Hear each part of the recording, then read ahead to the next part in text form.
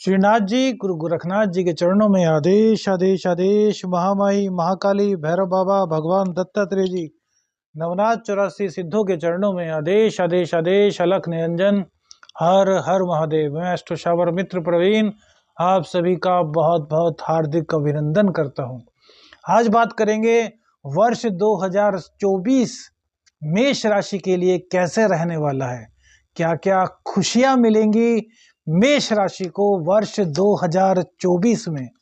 देखिए, जब भी हम पूरे साल की बात करते हैं तो उसमें सबसे पहले हम देखते हैं देवगुरु बृहस्पति की स्थिति, इसके बाद शनि राहु और केतु का अंतर क्या क्या प्रयोग लाता है, किस किस प्रकार से आपके जीवन में ये उथल पुथल मचाते हैं या फिर खुशियों की सौगात लाते हैं, यह सब शनि राहु केतु पर निर्भर होता है। इसके अलावा शुक्र, सूर्य और मंगल। सूर्य हर महीने राशि चेंज करते हैं, बुध और शुक्र 20 से 25 दिन के अंदर अपनी राशि को चेंज करते हैं। चंद्रदेव हर 2.25 दिन में राशि को चेंज करते हैं। तो आइए आज जानते हैं कि सबसे पहले काल पुरुष की कुंडली में जो पहली राशि होती है मेष राशि, मेष राशि का 1 जनवरी का जो ग्रह स्थिति है वो कैसी बन रही है और पूरे वर्ष आपको किस प्रकार से यह खुशियों की सौगात देगी। मेष राशि के लग्न में ही ये राशिफल आपकी नाम राशि के आधार पर ना होकर के जन्म राशि चंद्र राशि के आधार पर है। यदि चंद्र राशि नहीं जानते तो नाम राशि के आधार पर इस राशिफल को देख सकते हैं। यह लग्न और राशि दोनों से ही देखिएगा, जो मेष लग्न वाले हैं वो भी देखें, जो मेष राशि वाले हैं वो भी देखें। आपके मेष राशि में गुरुदेव विराजमान रहेंगे, षष्ठ भाव में केतु विराजमान रहेंगे, शुक्र और बुध अष्टम में विराजमान रहेंगे, सूर्य और मंगल की युति आपके 9वें भाव में विराजमान रहेगी, शनिदेव आपके 11वें भाव में विराजमान रहेंगे और राहु 12वें भाव में। सबसे पहले राहु, क्योंकि राहु का खौफ लोगों को बहुत सताता है, लेकिन यकीन मानिएगा राहु इस वर्ष आपको बहुत बहुत कुछ देने वाला है। सबसे पहले तो आपके अनावश्यक खर्चों को पूरी तरीके से समाप्त कर देगा, कोई भी अपव्यय नहीं होने देगा आपका। लिख कर रखिए अष्टोशावर मित्र की बात, अनावश्यक खर्च सब आप भूल जाएंगे, क्योंकि राहु देवता जब 12वें स्थान में बैठते हैं तो हर तरीके से जितनी भी अपव्यय होते हैं उन सब को बचाते, उन सब से आपको बचा देते हैं। आप सेविंग्स की तरफ ध्यान देते हैं। शुभ ग्रह यदि 12वें भाव में बैठे तो खर्च कराते हैं, अशुभ ग्रह 12वें भाव में बैठ करके बहुत अच्छे होते हैं। अच्छे से मतलब आपके जितने भी अनावश्यक खर्च है उन सबको बचा देंगे, रोग से आपको बचाएंगे, रिपु से आपको बचाएंगे, ऋण से आपको बचाएंगे। और इसी के साथ साथ फॉरेन से आप जुड़ना चाहते हैं, फॉरेन में आपका काम है तो उसको बढ़ाएंगे, फॉरेन की ट्रैवलिंग आपको कराएंगे, फॉरेन से रिलेटेड हर वर्क आपके कराएंगे, रोग रिपु ऋण तीनों को समाप्त करेंगे। केतु देव 6ठे स्थान में बैठे हैं तो अपने धर्म के चलते आप अपने शत्रुओं को भी परास्त करने का मादा रखते हैं। यह वर्ष राहु देवता आपको खुल करके वरदान दे रहे हैं। भैया भ्रम है राहु, लेकिन ऐसा भ्रम जिससे कोई भी बच नहीं सकता। वहीं गुरुदेव बृहस्पति आपके लग्न में विराजमान है तो आपके अंदर दिव्य ज्ञान की प्राप्ति होगी। आपके अंदर जो आपकी ज्ञान की क्षमता है उसको लोग पहचानेंगे। जब तक आपको सोचते थे कि आपके अंदर ज्ञान नहीं है, अरे यार ये हमें क्या बताएंगे, वो ही आपसे सलाह लेने के लिए आएंगे, क्योंकि आप पूरी तरीके से मजबूत बन रहे हैं। ज्ञान का सागर आपके अंदर गिलोरे मारेगा, हिलोरे लेगा। मई में गुरुदेव हो जाएंगे राशि परिवर्तित करके आपके 2nd हाउस में, जो अचानक से आपको धन की प्राप्ति कराएंगे। दांतों से संबंधित कोई प्रॉब्लम थी उसको दूर कर देंगे। वाणी आपकी इतनी अट्रैक्ट हो जाएगी कि सामने वाला आपकी हर बात मानने पर मजबूर होगा। आप किसी के पास कोई अपना वर्क का प्रपोजल लेकर जाएंगे, वो तुरंत आपको एग्री कर देगा। राहु देव अष्टम में देखेंगे तो गुप्त ज्ञान की प्राप्ति आपको होगी। साधनाओं में जाना चाहते हैं तो साधनाओं में सिद्धि आपको प्राप्त होगी। आपका ज्ञान, आपकी वाणी, आपका व्यक्तित्व इतना आकर्षक होगा कि जो भी आपको देखेगा, आपसे मिलेगा, वो आपके बारे में अच्छे ही विचार रखेगा, कोई आपको नेगेटिव नहीं कह पाएगा। वहीं राहु की दृष्टि, गुरुदेव की दृष्टि आपके पंचम भाव पर होने से यह आपके लिए बहुत ही कल्याणकारी स्थिति उत्पन्न होगी। संतान से वैमनस्यता, देखिए शनिदेव आपके 11वें हाउस में बैठ करके आपके संतान भाव को देख रहे हैं, जो कि उनकी शत्रु राशि है।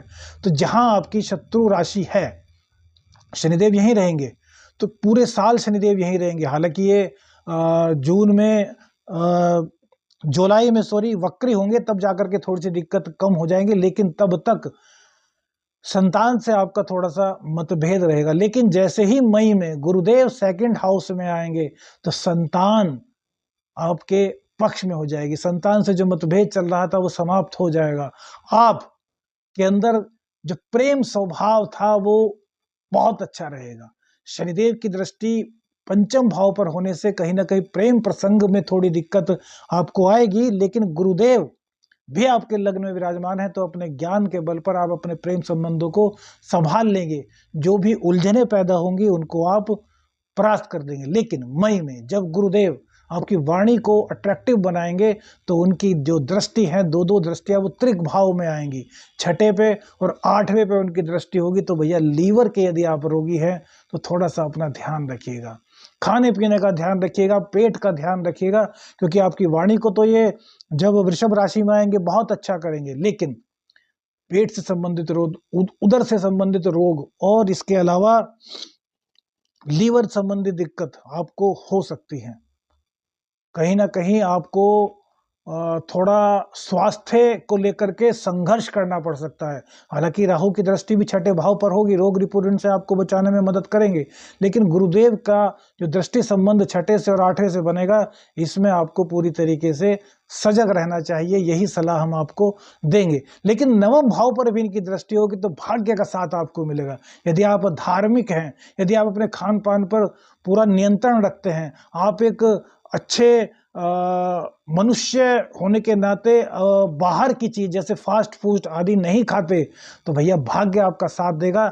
जहां आप रोग से बच जाएंगे वहीं धन की प्राप्ति आपको होगी। अचानक से धन तो आपको मिले ही मिलेगा। आपके कार्य क्षेत्र में बढ़ोतरी होगी। कार्य क्षेत्र में बढ़ोतरी होने से जितने भी आपके बिजनेस हैं, बिजनेस में आप बहुत तरक्की कर पाएंगे, बिजनेस को काफी आगे ले जाएंगे।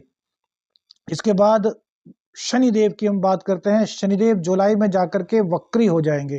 तो जब आप ये शनिदेव वक्री होंगे, देखिए शनिदेव जहां पर बैठते हैं उस भाव को बहुत बढ़ाते हैं, तो पूरे साल धन की दिक्कत आपको नहीं होने वाली, क्योंकि 11वां स्थान आपका एक्टिव रहेगा और 10वें के स्वामी अपनी मूल त्रिकोण राशि में 11वें भाव में विराजमान है, तो धन की कमी किसी भी हालत में आपको नहीं होने देंगे। लेकिन जब ये वक्री होंगे तो 12वें का भी फल आपको देंगे।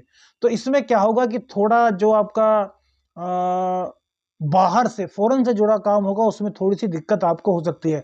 हालांकि कार्य क्षेत्र में ज्यादा दिक्कत नहीं होगी, कार्य क्षेत्र में थोड़ा संघर्ष बढ़ेगा, लेकिन आप निखरेंगे।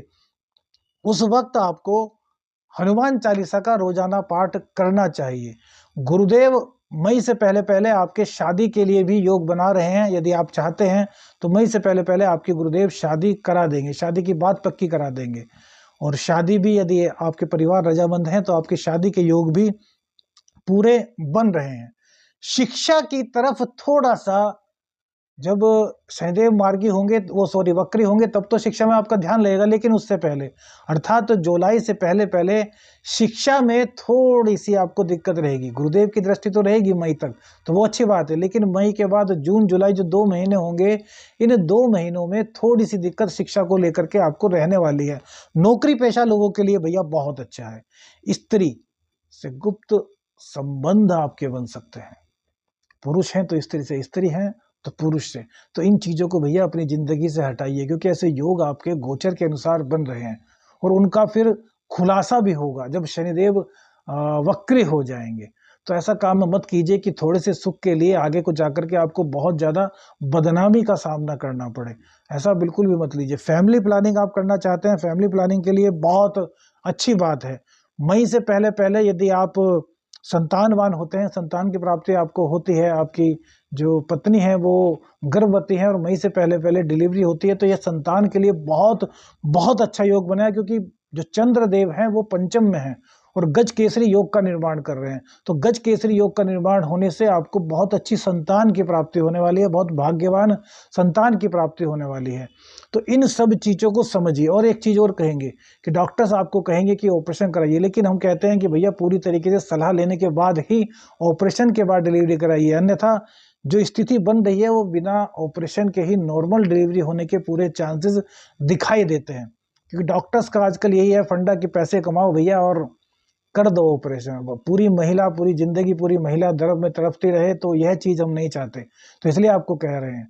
सूर्यदेव आपकी जब अपनी राशि में, ये समझिए कि अप्रैल, मई, जून, जुलाई, अगस्त, सूर्यदेव अपनी ही राशि से गोचर करेंगे, तो ये आपके लिए मई का महीना तो कम से कम बहुत अच्छा, 14 अप्रैल से 14 मई का महीना जब पंचम में सूर्य रहेंगे बहुत अच्छा रहेगा। लेकिन उस टाइम पर गर्भवती स्त्रियों को थोड़ा सा सावधान रहने की हम सलाह जरूर देंगे।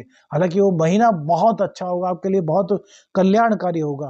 पूरे के पूरे साल में आपको खुशियां ही खुशियां मिल रही हैं। यदि आप बृहस्पति देव के जब मई में गोचर होने के बाद उदर संबंधी दिक्कतों का ध्यान रखते हैं, हाँ, शुगर के जो मरीज हैं उनको अपना थोड़ा सा पूरे वर्ष ध्यान रखना होगा, टहलना होगा, आपको थोड़ा घूमना होगा, आपको थोड़ा मेडिटेशन करना होगा, योग की तरफ जाना होगा। पूरा का पूरा महीना आपके लिए बहुत कल्याणकारी है भैया। मंगल और सूर्य की युति जो नवम भाव में है, भाग्य का पूरा साथ मिलेगा, ख्याति आपको प्राप्त होगी, आपका दबदबा हर क्षेत्र में बनेगा। एक चीज और आपको और बता दें कि पिताजी के जितना निकट हो सके उतना निकट रहिए, पिताजी की जितनी सेवा कर सके उतनी सेवा कीजिए, क्योंकि पिताजी का आशीर्वाद इस पूरे वर्ष आपके काम आने वाला है। यदि पिताजी से आप मतभेद करेंगे, पिताजी के कहने में नहीं चलेंगे, पिताजी की मर्जी के खिलाफ कार्य करेंगे, तो उसमें आपको नुकसान हो सकता है। अचानक से धन प्राप्ति की पूरी संभावना पूरे वर्ष आपके लग्न में, आपकी राशि में बनी हुई है। उपाय क्या करने चाहिए? तो सबसे पहले तो भैरव बाबा की आराधना, भैरव अष्टकम का पाठ प्रतिदिन करना शुरू कर दीजिए। इसके अलावा बजरंग बाण का पाठ शाम के समय 5 बार या 7 बार रोजाना करेंगे तो भैया जीवन की सारी दिक्कतें आपकी समाप्त हो जाएंगी। आदेश आदेश, अलख निरंजन, हर हर महादेव।